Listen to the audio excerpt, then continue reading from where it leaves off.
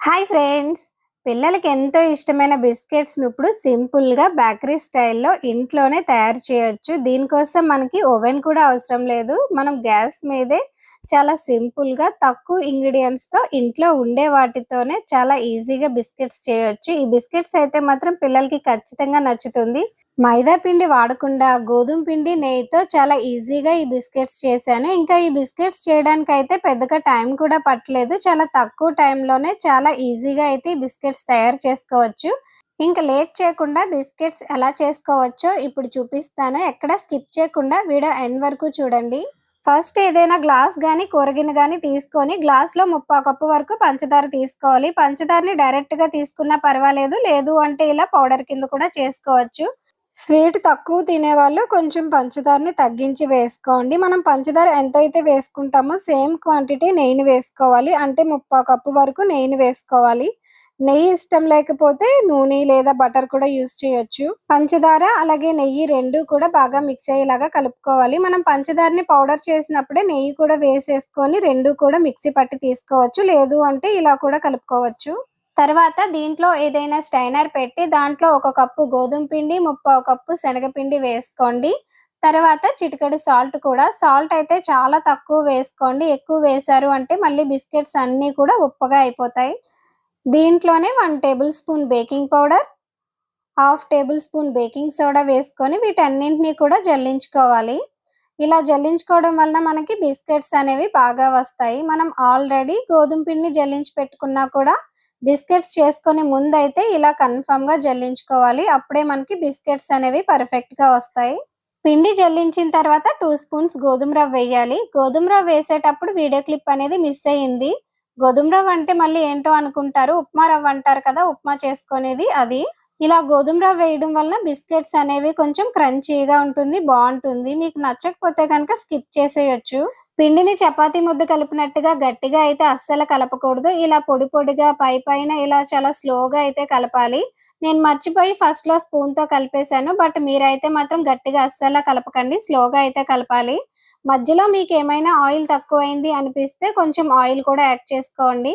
Oil ఇష్టం లేకపోతే నెయ్యిని కూడా యాడ్ చేసుకోవచ్చు. పిండి చూసారా? ఈ విధంగా వచ్చే వరకు కూడా మనం పిండిని కలుపుకోవాలి. ఇదైతే మనకి పర్ఫెక్ట్‌గా రెడీ అయిపోయింది. ఇప్పుడు దీన్నైతే ఒక 10 మినిట్స్ కానీ, ఒక 15 మినిట్స్ కానీ పక్కన పెట్టుకోవాలి.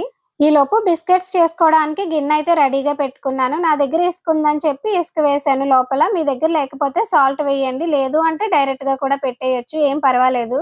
10 మినిట్స్ తర్వాత బిస్కెట్స్ వేసుకోవడానికి ఏదైనా ప్లేట్ తీసుకొని ప్లేట్‌లో బటర్ పేపర్ గానీ, లేదు అంటే ఇలా ఆయిల్ గానీ అప్లై చేసుకొని ఒక పక్కన పెట్టుకోవాలి. ఇప్పుడు పిండి ముద్దను తీసుకొని మీరు బిస్కెట్స్ ఏ సైజు చేసుకోవాలి అనుకుంటున్నారో ఆ సైజు పిండి ముద్దను తీసుకొని ఇలా అయితే రౌండ్‌గా బాల్స్ కింద చేసుకొని తర్వాత ప్రెస్ చేస్తే మీకు బిస్కెట్ షేప్ అయితే వస్తుంది.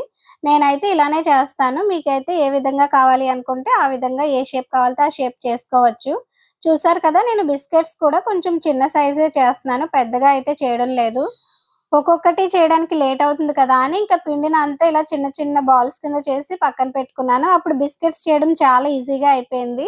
బిస్కెట్స్ కూడా ఒక్కొక్కటి ఒక్కో షేప్‌లో చేసుకుంటే బావుంటుంది. బట్ నేను అన్నీ కూడా రౌండ్ షేప్‌లోనే చేశాను. చూసారు కదా! మనకైతే బిస్కెట్స్ రెడీ అయిపోయినియి. బిస్కెట్స్ ఇలా ప్లెయిన్‌గా ఉంటే ఏం బావుంటుంది అని చెప్పి కొంచెం డ్రై ఫ్రూట్స్‌తో అయితే డెకరేట్ చేశాను. అంటే పైన డ్రై ఫ్రూట్స్ కూడా ఉంటే తినేటప్పుడు బావుంటుంది కదా! చిన్న పిల్లలకి పైన డ్రై ఫ్రూట్స్ ఉంటే నచ్చుతుంది అని చెప్పి నేనింక డ్రై ఫ్రూట్స్ కూడా పెట్టాను. అది కూడా ఒకటే రకం పెట్టకుండా కొంచెం కలర్‌ఫుల్‌గా 2, 3 అయితే పెట్టాను. మనకి బిస్కెట్స్ చేయడం అయితే రెడీ అయింది కదా! ఇంకా ముందుగా ప్రీహీట్ చేసి పెట్టుకున్న గిన్నెలోకైతే ఈ ప్లేట్ పెట్టేసుకోవడమే. నేను తీసుకున్న ప్లేట్ అయితే కొంచెం పెద్దదైంది. చూసారు కదా! ప్లేట్ పెద్దగా ఉంది. అందుకని చెప్పి మళ్ళీ ప్లేట్ అయితే మార్చాను. అంటే బిస్కెట్స్ అన్నీ కూడా వేరొక చిన్న ప్లేట్‌లోకైతే మార్చాను. ఇంకా మిగతా పిండి కూడా వేరొక గిన్నెలోకైతే చేసి పక్కన పెట్టేసాను. ఒకేసారి ఇంక బిస్కెట్స్ అన్నీ కూడా అయిపోతాయి కదా!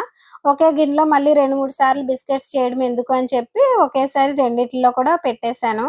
20 మినిట్స్ తర్వాత ఓపెన్ చేసి చూడండి. బిస్కెట్స్ మనకి ఈ విధంగా స్క్రాచెస్ వస్తాయి. ఇలా వచ్చాయి అంటే మనకి బిస్కెట్స్ రెడీ అవ్వినట్టే. ఒకవేళ రాలేదు అంటే ఇంకొక 5 మినిట్స్ ఉంచండి.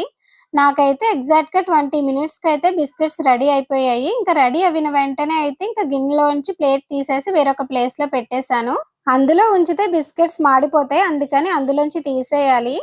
బిస్కెట్స్ మాత్రం వెంటనే అస్సలు ముట్టుకోకండి. ఎందుకు అంటే అది కొంచెం సాఫ్ట్‌గా ఉంటుంది. ఒక 30 మినిట్స్ తర్వాత అయితే బిస్కెట్స్ ఓపెన్ చేసి చూడండి. చూసారు కదా, బిస్కెట్స్ మనకి చాలా పర్ఫెక్ట్ గా రెడీ అయ్యింది. బిస్కెట్స్ అన్ని కూడా చాలా బాగా వచ్చాయి. ఒక్కటి కూడా మాడలేదు. చూసారా, అడుగున ఒక్కటి కూడా మాడలేదు. నాకైతే బిస్కెట్స్ చాలా బాగా నచ్చాయి.